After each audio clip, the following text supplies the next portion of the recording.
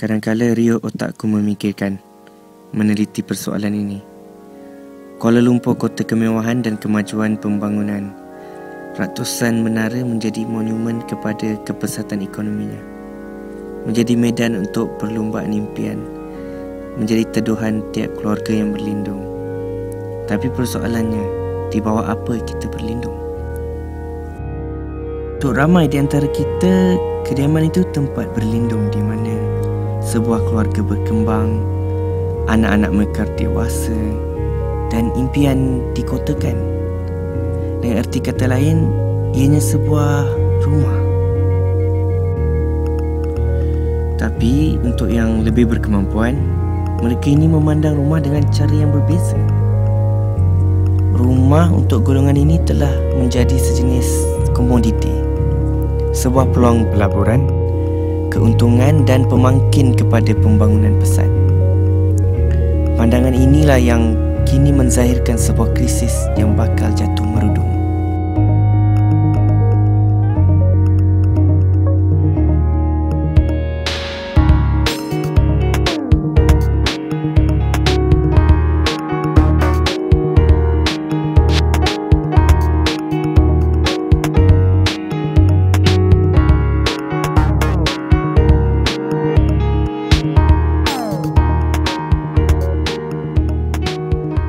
Nama aku Ihsan.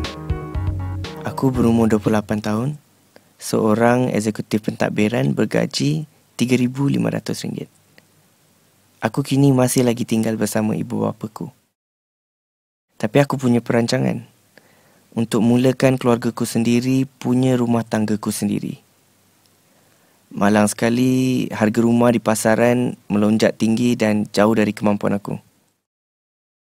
Hutang kredit kad, hutang pendidikan dan pinjaman kereta sedia ada jadi beban.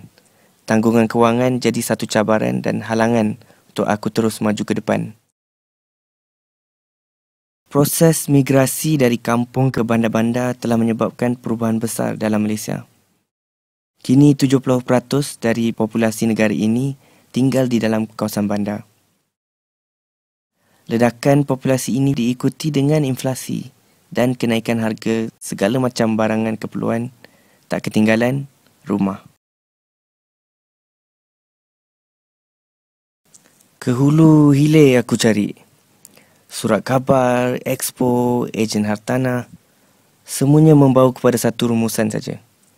Aku memang tak mampu memiliki rumah di Lembah Kelang. Jika ada yang menepati gajiku, lokasinya pula jauh tempat jin bertendang.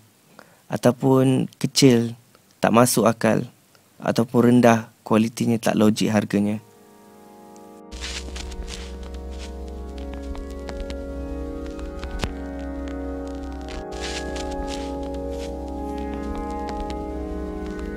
Satu perkara yang kita beri penekanan pada Suruhanjaya ialah isu perumahan. Isu perumahan ini kerana lonjakan harga rumah.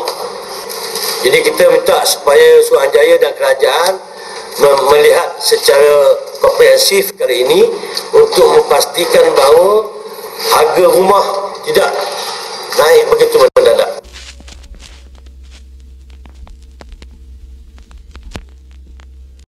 Memang untuk cari yang rumah yang macam tu untuk sekarang ni memang susah lah untuk dengan harga mahal gila, 500 kecil square feet apa semua, macam bila dekat town semua tempat dekat, so dia orang boleh naikkan harga macam tu lah. Tapi terlalu sesuka hati sangat dia orang nak naik tu yang macam kita orang tak berhati tu. Maksud dia untuk golongan sederhana macam kita ni macam susah nak duduk menetap kat KL. Kena cari yang pinggir-pinggir. Ini harga memang sudah melambung lah, dan sekarang kalau mengikut gaji saya sudah tak mampu membeli rumah. Harga dia sudah melambung lebih daripada 100% I think. Saya rasa mungkin faktor ekonomi sekarang yang membuatkan harga rumah yang naik, dan mungkin juga sebagai pemaju-pemaju lebih cenderung ataupun menarik minat pembeli luar untuk membeli rumah-rumah kat sini. Rumah tu dah makin, orang kata, saya rasa harga rumah tu tak logik lah, makin meningkat terlalu mendadak tinggi kan. Kalau abang tengok sendiri kat Kuala Lumpur ni, harga rumah memang agak tidak masuk akal. Orang kaya kat Kuala Lumpur ni ramai. So dia buat projek-projek yang mahal-mahal. Target dia orang-orang macam tu je. Tak mengejutkan, ini semakin menimbulkan masalah dalam masyarakat. Masalah ini menjangkaui kemampuan aku dan merupakan satu masalah yang lebih besar lagi. Tapi tak semua berfikiran begini. So when people say that property prices have gone up too fast to what? So we measure it against income, and income has actually gone up even faster. If your mortgage cost has gone down by half, the affordability has improved double. So actually you can buy double the value of a home you could buy before. You combine the two factors. First, your income has gone up faster than home prices. Secondly, your mortgage cost has come down by half. Of course, affordability has shot through the roof. Affordability has never been better. There's a lot of affordable housing in town. It's whether you want to go and live there, whether you want to buy that product. You can't always. Not everybody wants to be in Tamantun. Can you afford to be in town? It's a very ample thing because there's scarcity of land setting in, right? But there is affordable housing in town, right? It is available, right? It's just a bit spread out, look at it, right? It's your first home, right? You got to start somewhere, right? Everybody did. I would like to use the word the prices in Malaysia is actually stabilizing and is quite matured. Those places where you say that the price has gone up, escalating, is only a very selected area. In fact, there are still a lot of areas where the price don't move or even the price come down. The prices are quite affordable. Quite stable. So it's only the misconception of certain parties that keep on saying that the house prices have gone up. Maknanya tiada apa-apa masalah. Ekonomi semakin bertumbuh pesat. Kata mereka-mereka ini harga berpatutan, malah sepatutnya naik lagi. Jadi adakah perasaan orang ramai tentang kenaikan harga ini betul? Ataupun pendapat-pendapat dalam industri yang berkata benar? Mungkin ada baiknya kita cuba fahamkan selok-belok ekonomi perumahan di negara ini. Apakah pihak yang bertanggungjawab dalam menyebabkan kenaikan harga rumah? Adakah pihak pemaju? Bank? Kerajaan? Dan apa hubungannya dengan pembeli? Seolah-olah sekarang ini aku rasa kecil sekali nak dibandingkan dengan kekuasaan pihak bermodal seperti pemaju dan bank yang dibantu oleh kerajaan negeri dan persekutuan. Aku mahu memahami mengapa hak kemanusiaan untuk setiap rakyat semakin hari semakin menjadi mimpi yang pudar. Aku buat keputusan untuk berjumpa dengan Dr. Ernest, seorang profesional yang telah berkecimpung dalam industri selama 42 tahun.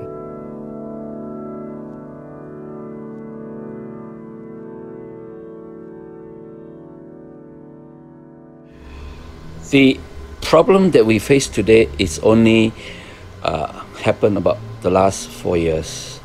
Prior to that, it's not as bad. Now, I remember in 1960s when I just left school and started work, we could not get 90% loan. We could only get 60% loan, and we have to find 40% down payment. So there are not too many people who can afford to buy houses. So the demand for houses is not as great. Then when Dr. Mahathir became Prime Minister, with his dynamic leadership, the banks began to increase the lending margin from 60% in 1970s, 60s to 70% in 1980s, to 80% in 1990s, to 90% in the 2000s, and now 90, 95, 100% is common depending on who you are and who's your father. So with that kind of increase in the lending margin, people of your generation, the 20s and 30s, are now dreaming about buying their own homes and putting into effect their dreams. Now, these 20s and 30s Malaysians constitute about 30% of the 28 million population of Malaysia. It's about 8 million. Just imagine, 8 million young Malaysians suddenly descend on the property market. They cannot produce fast enough. So, demand goes up, supply cannot follow, price goes up.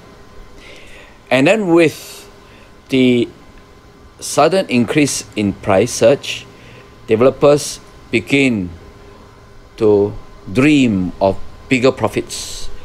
They aim for the sky. If you look at Malaysia, we only got a population of 26 million. The past 40 years, we have actually built about 4.5 million houses. So this by itself has made Malaysia very more of a home ownership country. I think no other countries in Southeast Asia has been that successful as Malaysia. Everyone has dreams. For us, we brought our dreams together and drove it further with a vision to build better communities for Malaysian citizens to live in and better workspaces for them to work in.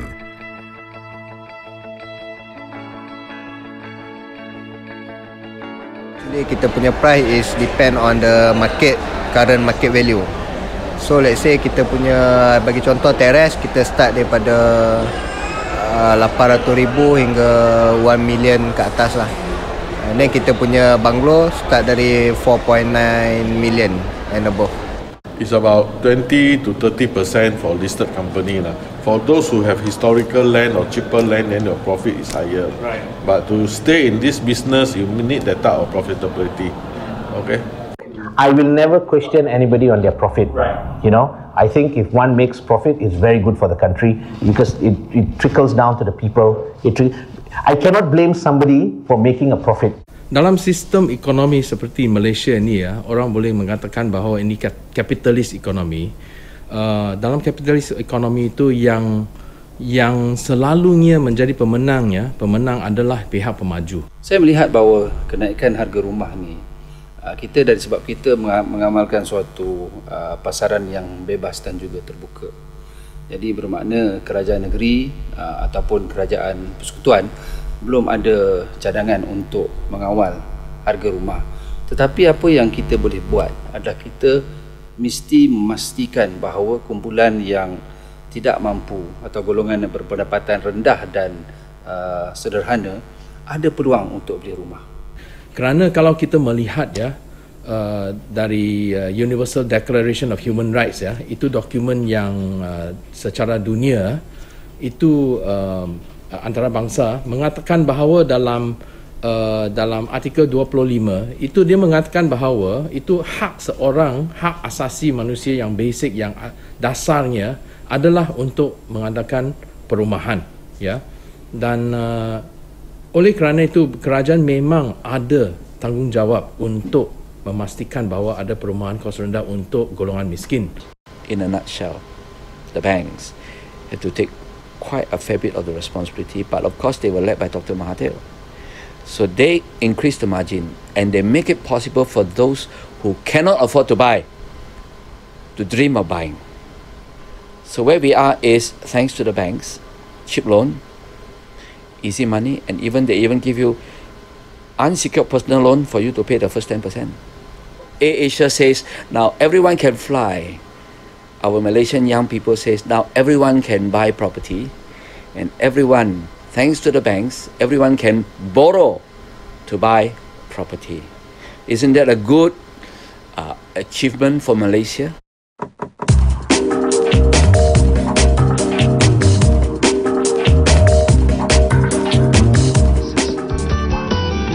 Helping to make their special moments come true.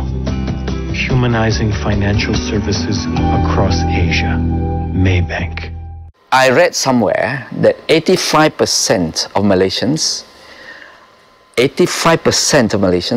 working Malaysians are earning a monthly gross monthly salary of less than 5,000 and below. Most of the houses that are being offered for sale and available for sale, new launchings and all this, 700,000 and above. Even developers are telling me, I say, why are you not building the lower range? Hey friend, we are in business for profit. Those are very low profit. We want to make the maximum profit. So the 700,000 and above will maximize our profit. MCM Prime. M, money atau wang. C, commodity. M Prime, wang serta untungnya.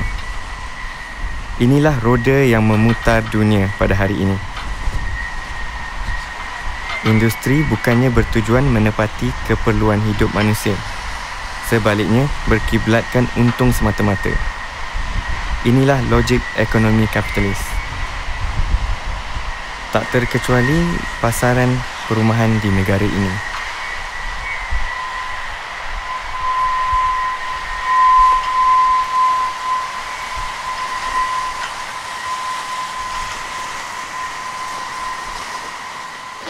Now, those earning 5,000 a month, they can only afford to buy properties worth 250,000. They cannot afford to buy the 700,000 above. But there are not many of these 250,000 houses or flats available unless they want to go and live in Bukit Beruntung, Rawang, or south of Nilai. Yes, they can find houses there. But they work in KL. How are they going to work? Because if you live there, every day they spend 20 ringgit for travelling. And they will get out at 4 o'clock and they reach home at 10 o'clock. It doesn't work. So, this generation are at great risk. That means the generation representing 85% of Malaysians. This generation are at risk of becoming the Malaysian homeless generation. Are you one of those earning 5,000 and below? If you are, my condolences. You will be one of the Malaysian homeless generation. Sorry for making light of it, but that's the reality. The winner for Master Plan category is Nusa Jaya, the world in one city. The winners for high-rise residential category are 10 Mont Kiara and Infinity Beachfront. Dalam festival anugerah mereka, pemaju bersaing untuk mendapatkan pingat dalam pelbagai kategori. Master Plan, kondominium, komersial dan sebagainya. Tapi persoalannya, siapa pemenang kategori rumah mampu milik? Ternyata keuntungan mata wang yang melanda pemaju, bank dan kerajaan membutakan kosnya kepada kemanusiaan. Affordable is one thing, but the ability to pay back is another thing. Like we just talked about, household debt is already extremely high, ranked among the highest in the world, and really that shouldn't be allowed to persist. If a guy cannot afford to buy a house, he cannot afford to buy a house. There's two things he can do. Either buy a cheaper house or increase his household income. By giving him more loan is not going to solve the issue. Daripada dia lepas daripada universiti sampai mungkin 10, 15, mungkin 20 tahun lepas tu, dia kemungkinan besar masih akan terikat kepada hutang. One way or the other, ada hutang kereta, hutang rumah, hutang pendidikan, masih lagi kena bayar hutang. Kalau kita tak mampu bayar, jadi kewujudan kita ni kiranya tak ada nilai. Because with the pay that the company will pay us, really cannot to achieve our first goal in life, which is to get a house. There's kind of stress to pay back the 2,000 because when first graduated, our pay is about 2,426. Deducted EPF, after the 2,000 fixed commitment, we left about 200-300 a month. Dari bank saya sendiri, sebab saya ada like dua account. Mereka selalu memanggil saya dan cuba cakap macam, oh anda semakin tua dan perkara begitu. Mereka adalah banyak skim-skim yang nampaknya sangat menarik. Jadi saya rasa kalau kita tak berjaga-jaga, kita akan rasa macam saya mesti ambil lah loan daripada bank ini. Orang yang buat loan tu sebenarnya berumur di antara 25 hingga 35. Di mana golongan ni sebenarnya golongan yang masih lagi mencari-cari identiti. Loan berikut diberi kepada mereka yang berisiko tinggi di antara umur tu lah.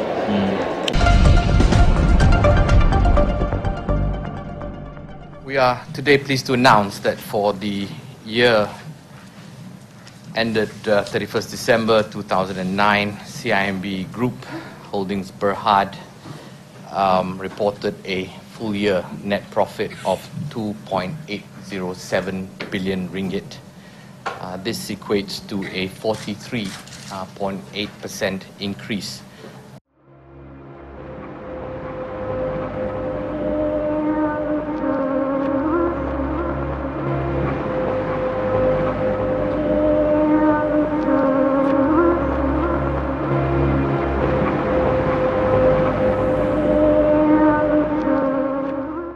Your generation, Minister, is living a much poorer life than our generation. But why are we seeing so many young people going to Starbucks and all this? Well, I don't know. I have to ask them, how are they spending 10 ringgit for Starbucks? In those days, I spent 30 cents for kopitiam. For the Hainanese kopitiam is already a lot. In 1972, your grandfather borrowed 13,300. He paid 150 a month. At the end of the 10 years, he paid the banks 18,000. Today, the same 700,000 house, if you borrow 630,000 from the banks, when you finish paying, you would have paid 1 million. So you pay the banks 50 times more than what your grandfather paid. Now, of course, the bank say, you borrowed 630,000 from me. Yes, you did. But the 630,000 is not the bank's money. It is the depositor's money. He's not lending you with his money. Along lend you with his money. The Along, you know Along? Along lend you with his money. But the banks, they are not lending you with their money. They are lending you from the depositors. All the people open savings accounts, safe deposit accounts, fixed deposit accounts, and all this. These are the money that the people deposited with the bank used to lend you. So the bank make 100 times out of you from the 630,000 loan than they made out of your grandfather. Again, this is a massive transfer of wealth from the working class Malaysians to the elite. Who are the people who own the bank? The elites. Some of them are already in the Forbes richest people list, and some are already in the Fortune billionaire list. Now, I'm happy for them making the money, but I'm just stating the fact that working class Malaysians are making them rich, and something must be done. Assalamualaikum and good day. 2011 has gone by so quickly. Maybank has had a great year. We have just reported another set of good results. Another record profit of 1.29 billion ringgit. In pursuit of these achievements, we've been so busy with our lives, trying to get everything done. It's easy to forget to notice the people that helped us to do those things. We forget, for instance, to notice the person who holds the door of the lift open as we rush to get to work. I would like to take this opportunity to say a big heartfelt thank you to all the people who have made a difference to my life every day. Thank you. You may even want to say thank you to your friends on Facebook and Twitter for being there for you and for sharing their journey and yours through life. Perception and expectation. So people believe the property market will continue to go up. Then we have another two words: fear and greed. Fear. Those who haven't got properties, driven by fear to chase. Those driven by greed, keep upping the price. But there is a limit. Imagine the rocket that the Americans and the Russians and the Chinese shoot into the air. Can the rocket keep going up? No. The rocket can only go up as long as there is fuel. The moment the fuel runs out, it will have to stop, the engine stop, and it will go down. So where are the buyers coming to buy the millions property? There are no buyers. And the property market is running out of fuel because people cannot afford. So the bubble will burst. We are now actually in a bubble. A bubble is an artificial environment created by euphoria.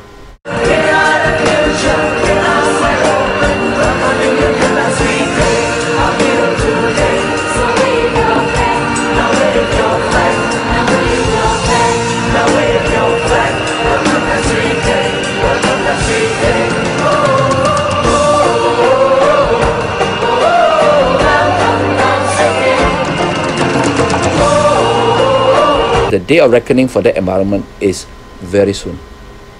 Very soon. I would venture to guess. I would be very surprised that this bubble will not burst within 9 months. Dalam ekonomi di mana gaji kita dikekalkan rendah dan kos hidup semakin melonjak, kita dibebankan dengan hutang yang semakin meruncing. Bukankah ini serupa dengan bubble perumahan di Spanyol? Pero si la vivienda está más cara y los sueldos son los mismos, ¿por qué la gente sigue comprando pisos? Bueno, aquí es donde aparece tu amigo el banco. Bancos y cajas no querían perderse el festín y empezaron a rebajar exigencias para conceder créditos. Hola, gano un sueldo de mierda y mi avalista es una tortuga con gorra. Hipoteca al canto. Y tranquilo, para que pueda asumir las cuotas les tiraremos la hipoteca a 40 años. Y si algún día no puede pagar la hipoteca, como los precios siempre suben, vende la casa, recupera la inversión y encima gana dinero. Y recuerde, la vivienda nunca baja. Además, le hincharemos el crédito para que se pague un cochazo, un crucero, una pantalla plana y un smartphone con Wi-Fi y Grommen Hour. Y así, por primera vez en la historia, con un sueldo de mierda podías vivir de puta madre. ¡Soy rico! La deuda de administraciones, familias, empresas era ya descomunal. Como descomunal era la deuda de las cajas con otras entidades financieras. El país entero había raptado a la tía de la lejía y la obligaba a traer más y más dinero del futuro. En otras palabras, no es que nuestra habilidad por crear riqueza trajera consigo el crecimiento, sino que el único motor de riqueza era el crecimiento en sí. Y ese crecimiento solo existía gracias a la deuda. Año 2008. La vivienda ya era tan cara que algunos debían hipotecarse a 40 años para vivir en un zulo. Había que parar aquello de algún modo, pero nadie sabía cómo. España entera era como la orquesta del Titanic, tocando sin parar mientras el barco se hunde. Y el pánico se desató. Como nadie prestaba dinero, se produjo un efecto dominó. El consumo se desplomó, se contrajo la economía, las empresas empezaron a hacer despidos en masa y las familias sin trabajo fueron expulsadas de sus casas por impago. Sin darnos cuenta, habíamos llegado a ese futuro al que habíamos estado robando el dinero. Y descubrimos, de pronto, que éramos pobres. Y lo que es peor, que nunca habíamos dejado de serlo. Y que quizá esto ya no era España, sino Españistán.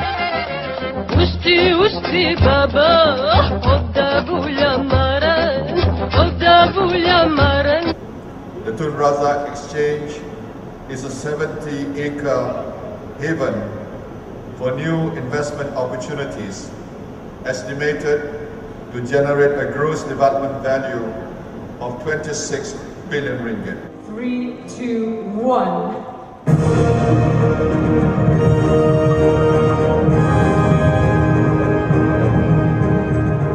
So if we continue with all these mega projects, and we haven't got the economy to support that, if we continue to behave the way we are, as though the good times will never end, I fear our application to join the elite club of Greece, Ireland, Spain, and Portugal will be approved in no time.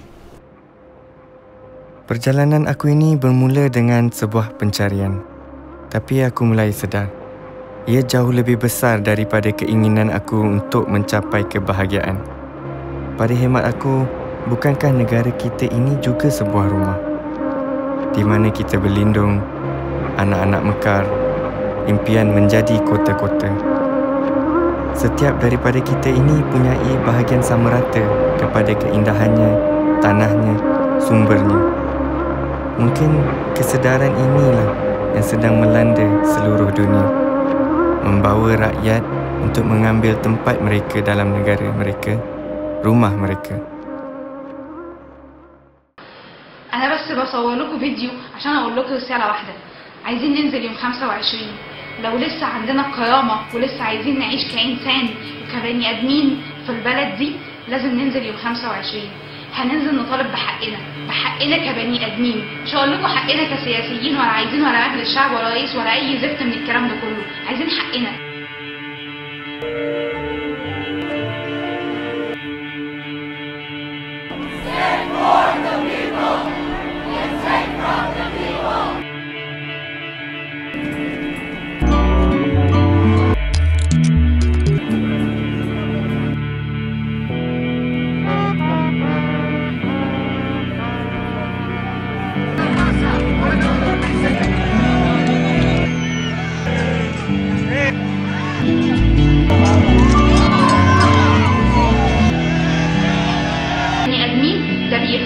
قاعدك في بيتك بتتفرج او تشوف على الفيسبوك وبتتابع الاخبار، ده بيبهدلنا احنا، بيبهدلنا انا.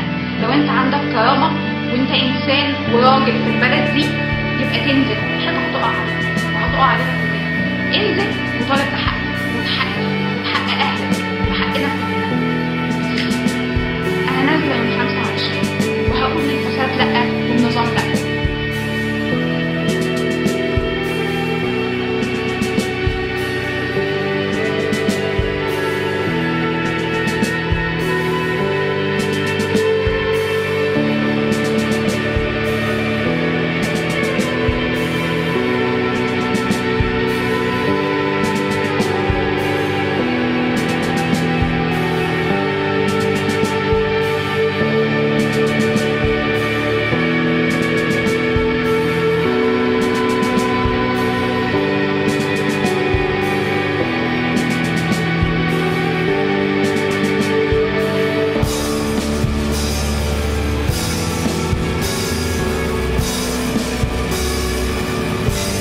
Dalam dunia di mana kita telah dijadikan komoditi, diperalatkan hanya sebagai pinjaman dan aset, di mana sistem ekonomi menjunjung tinggi keuntungan, aku tak mau tunduk. Aku bukan komoditi dan aku mau terus menjadi seorang manusia.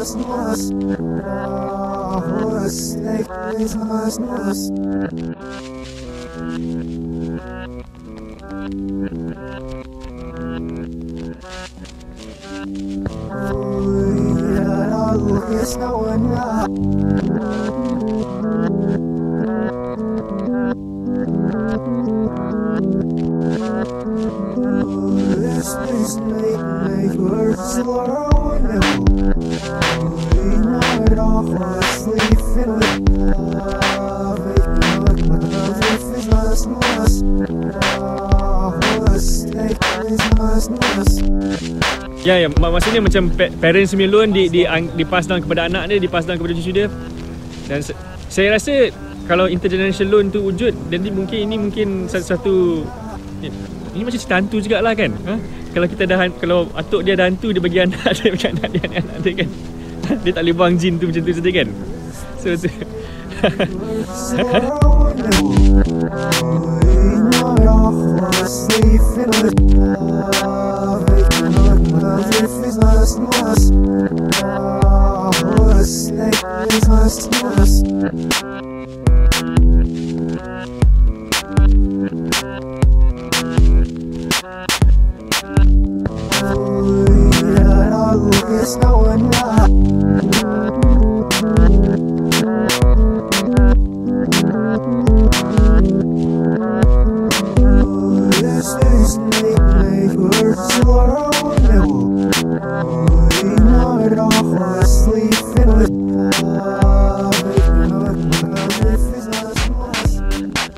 So Malaysians, call me a madman, call me a a fearmonger, whatever you like. I cannot sleep until I warn us of the danger.